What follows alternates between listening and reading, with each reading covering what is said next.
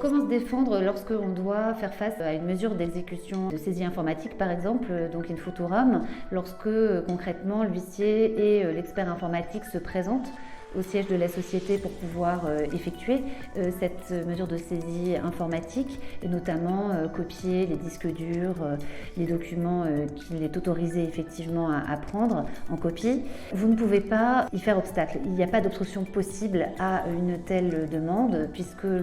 l'huissier est dûment mandaté par le tribunal et a donc une autorisation.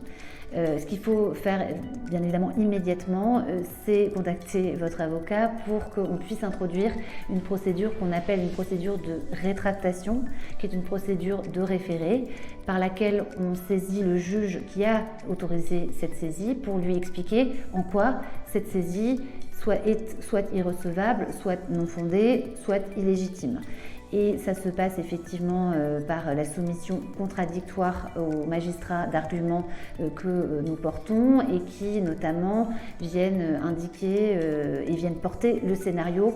inverse bien évidemment ou bien souvent en tous les cas du scénario présenté par le demandeur. Et notamment il faut savoir que ce genre de mesure de saisie informatique peut être une façon pour quelqu'un de malveillant, un justiciable malveillant, de s'approprier des données extrêmement sensibles comme des tarifs, comme des plans, comme des données confidentielles internes à l'entreprise pour justement en faire un usage qui ne serait pas un usage bienveillant. Alors sur ce point, il faut savoir que la loi française a introduit depuis 2019 et transposé la directive européenne en matière de secret des affaires et que bien souvent un séquestre va être prononcé des données saisies. Et lorsque ce séquestre est prononcé, il faut réagir vite, puisque pour préserver le séquestre, il faut assigner et enrôler devant le tribunal, le juge des référés qui a rendu la décision, dans le délai d'1 mois de la saisie. Donc il faut être extrêmement diligent dans la réaction qu'on a pour contester cette mesure.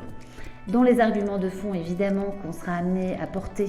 pour demander l'invalidation de cette mesure, vous aurez notamment le secret professionnel qui peut être applicable, c'est-à-dire les échanges avec les avocats par exemple, la protection de la vie privée, puisque le domicile est par nature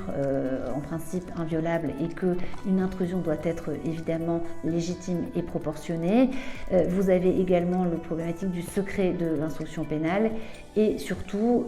l'aspect secret des affaires que je vous exposais et qui légitime effectivement une protection particulière en la matière. Et il faut savoir d'ailleurs que les décisions qui seront rendues ne seront pas assorties d'exécution provisoire tant qu'une décision définitive n'aura pas été rendue.